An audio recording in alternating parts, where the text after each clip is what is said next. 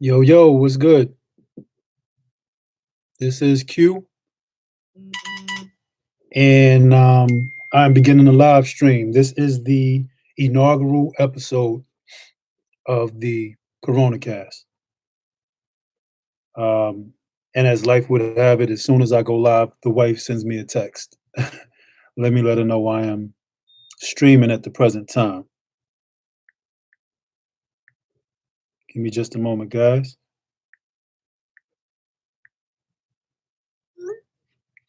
All right. So, this is the CoronaCast. And what this is not really about the disease itself, the medical aspects of the disease. This is more about how the coronavirus is affecting our everyday lives. That's the point of this. I know a lot of us right now are having cabin fever. We're stuck in our homes, and or our way of life has been just disrupted at this point. So I know we got some steam we need to get off.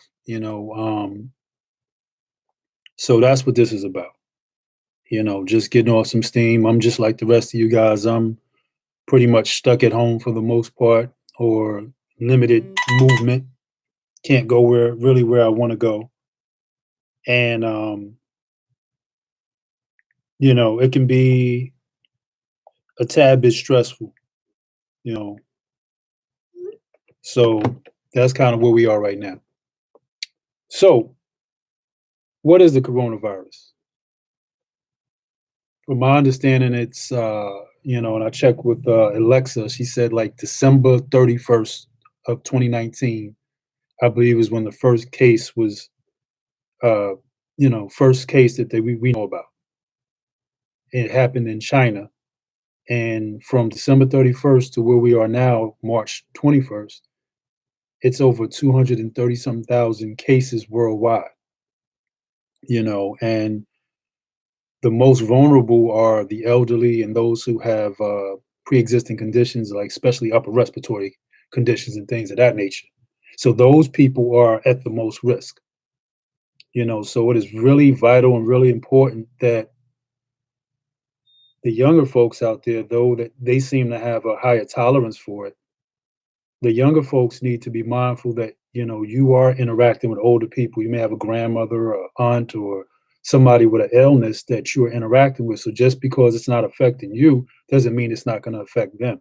So don't just think about yourself in these times. Think about them. And that brings me to my point. In times like these, it can bring out the worst in people or the best in people. And I've seen, a lot of the best in people thus far. And that's a good thing. But the longer this thing goes on, the worse things could get. So let's just let our better angels uh, come out. Let's just be good people, be good to each other, look out for one another. So let's see.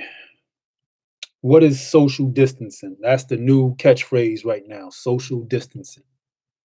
So what this is they want us to keep a certain amount of feet away from everybody. So 5 feet, 10 feet, whatever that might be. That's social distancing. Keep a certain amount of space, or stick with your DNA. Stay with your DNA. That's what my wife tells me. Stay with your DNA. So, stay with the folks that's in your household, you know, and try not to go out if you don't have to. If you don't need to be out, don't be out, you know. Um, and this is like the new American way of life. This is the new normal, and we don't know how long this is going to go on. I know some people believe that this is a big conspiracy theory by the government. You know, who knows if that's true or not. But the bottom line is you got to look at when sports leagues start to shut down. We talking about people don't give up money or leave money on the table. When people are putting greed to the side, for the benefit of health, it's something really going on. And I got to shout out the NBA for being like the first sports league to just shut it down. And they're in the middle of, it's almost time for the playoffs, and they shut it down because one player came down with it, And then now, I think as of right now, there might be 7 or 8 different players that have been diagnosed with the coronavirus. So, if they're shutting down their leagues and leaving money on the table, this is real, man. And we have to start taking heed to this. And also, like, movie productions are being shut down, you know, like Black Widow was supposed to be coming out in the theaters, I think May 1st. They pulled it. So it's possibility that it might come out on Disney Plus and that could have been a $1 billion uh, franchise. So it's real, man. When people are leaving money on the table, it is real, you know. So, but I believe that we have been moving toward this social distancing thing for quite some time. If you look at certain situations, like, with ever since like MP3s came out, and that ended up being the end of record companies, and on demand kind of killed like your video stores. Everybody's been building with home theater systems in their houses and things like that. So we've been kind of trending toward this society that keeps us from socially interacting anyway. People live behind their computer screens. People work from home a lot more than they have in the past. So we've kind of been trending in that direction for quite some time. It just took something like a pandemic to really like push it and make it really happen. And so we could be living this way for quite some time, people, you know, especially if we don't, you know, follow what they're telling us, stay at home, stay out of the streets, stop trying to go to the club, stay your behind home, if you want to get back to a sense of normalcy, but it is what it is. So there are some concerns like if this does go on for a really long period of time, will there be food shortages? Will we run out of supplies, goods, and services? It's possible because you got to think about something. Right now, a lot of people that's working at like your Walmarts and your Sam's and stuff like that, they have children too that are not allowed to go to school. What happens when they have to stay home with their children? They can't leave their small kids at home. That means those individuals can no longer go to their jobs. What happens when the manufacturing facilities start shutting down that make the paper towels and and the toilet paper and your hand sanitizers and what have you? What happens when those people are no longer able to go to work and those companies are no longer able to function? So right now things have been kind of civil, but I could see it getting worse before it gets better. I hope that's not the case, but we have to pay attention. So you don't got to go crazy, but it is to me in your best interest to stock up on things. That's what I'm doing.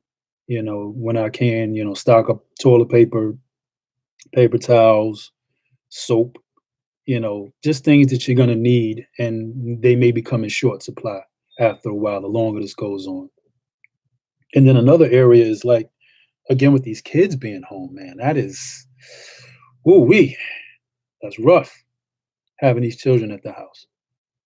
But I got to say, for my child's school, they're doing a really good job. They have this digital learning situation going on where it's pretty much just about everything they do in the classroom, except socially interact with one another in person, they're able to do at home. And I got to commend my daughter's school for doing that, you know. And hopefully there are schools across the country doing the same thing. My concern is for some of these dense urban areas like up in Ohio and Cleveland and New York. I wonder if their schools are doing that same thing, because these kids got to graduate. The school year is practically over. It's not that much time left in the school year, and we don't want it to be a lost year. So, and for the parents, man, it's like going back to school all over again for us, trying to learn a curriculum for our kids and keep them organized and keep them focused. And let's be honest, man, we take for granted these kids being out the house. And when they get out of school, they be a little worn out. That gives us kind of a break. And right now, that with them being full of energy and in your face, that's rough. That is really rough. But we're gonna get through it, y'all. We're gonna get through it. And then another thing is the younger generation, this rebellious millennial generation that we have out here.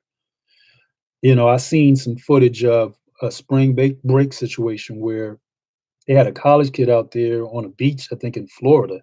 He's talking about he didn't care whether he got corona or not. Nothing's going to stop him from partying. That's the wrong mindset. That's the type of mindset that will keep this thing going much longer than it needs to. It's not a time to be militant. Let's just follow what's being asked of us and see if we can come through this thing quicker, you know. And then you hear about martial law. And what is martial law? That's basically like when the military comes over and seizes like your local and civil governments and they start running the show. Tanks rolling down the streets and soldiers telling you to go to your house. And you don't want that situation. That's not a situation we want to live in, especially in America, where we have tanks rolling down our streets and soldiers telling us we can't leave our homes and we can't go here. We're not used to living that way.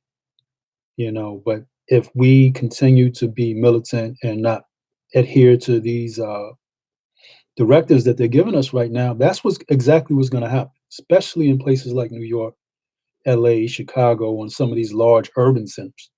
That's exactly what's going to happen. And I've even heard that they were doing test runs in Manhattan, like tanks rolling down the streets in Manhattan, just kind of giving it a test run to see what they would have to do. That's a scary thought, man. I for one don't want to live that way. But we got to do the right thing, y'all. We got to follow what's being asked of us, especially right now in the early stages of this thing. And then there's some other things going on with profiteering, where people are like buying up supplies and stuff and then selling them for exorbitant prices. Like if you go on Amazon, they might be selling you hand sanitizer that might cost you $3 for like 12 or 15 or even higher prices than that. That makes no sense. But that's what profiteering is. People trying to make a buck in this tough time. But we have that going on. We have price gouging going on. And the longer that this thing goes on, will people continue to be humane? Will we continue to look out for one another or will we just descend into chaos? Too early to tell. It's too early to tell. You know. Also, how long will the schools be closed? Like right now with my child's school, they're saying up until like April 1st or April 3rd or something around that time, but I don't think that's going to be the case. I think as soon as we hit the end of the month of March, they're going to tell us it's going to be another month. And then after that, another month. Before long, it's just going to be we'll pick it up next year, next school year. You know, and I know everybody's been hearing about this economic stimulus package that Congress and the White House is trying to pass. And from the latest information that I'm hearing is that we may get checks somewhere around April 6th and another check around maybe May 18th. You have to do your own fact finding on that, but that's just what I heard. I'm not entirely sure the amounts and what the criteria is for you to get a check. You have to look into that. But if you do get these checks, people, let's not go out there and buy unnecessary things. Let's buy what you need. Get your bills paid up, keep a little bit of money in your pocket. Let's be sensible, people. We don't know how long this is going to last. So don't blow your money on unnecessary things. This is a time to be frugal, to be disciplined. Let's be that way, guys. Um, and right now, I don't see anybody in the chat other than my lovely wife. But if you're unable to get on for some reason, just hit me up on Twitter or Facebook. Most of you guys know how to reach me through those handles, and just let me know if you had trouble getting on. But I will try to get back on again, maybe on Wednesday, probably about 6, 7, or 8 So you guys can leave me some comments and let me know what time you think would be best, 6 p.m., 7 p.m., or 8 p.m., and see which time will work better for everybody. But again, this is just an outlet. So I do want people to leave comments.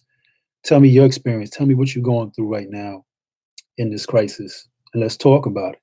You know, um, I'm just like you, bored, frustrated. You know, I want to watch some basketball. I want to see the Knicks play, even though they're garbage right now. I want to see the Knicks. It is what it is. I want to go to the movie theater. You know, I want to do certain things as well, but I cannot. So we're in this together, people. We are in this together. And on that note, I'm going to end the stream. Please leave your comments in the chat. Please like and subscribe and turn on notifications so you know when I go live. This is Q. This is the CoronaCast, and I hope to see you soon. And one other thing, everybody, wash your hands, nasty.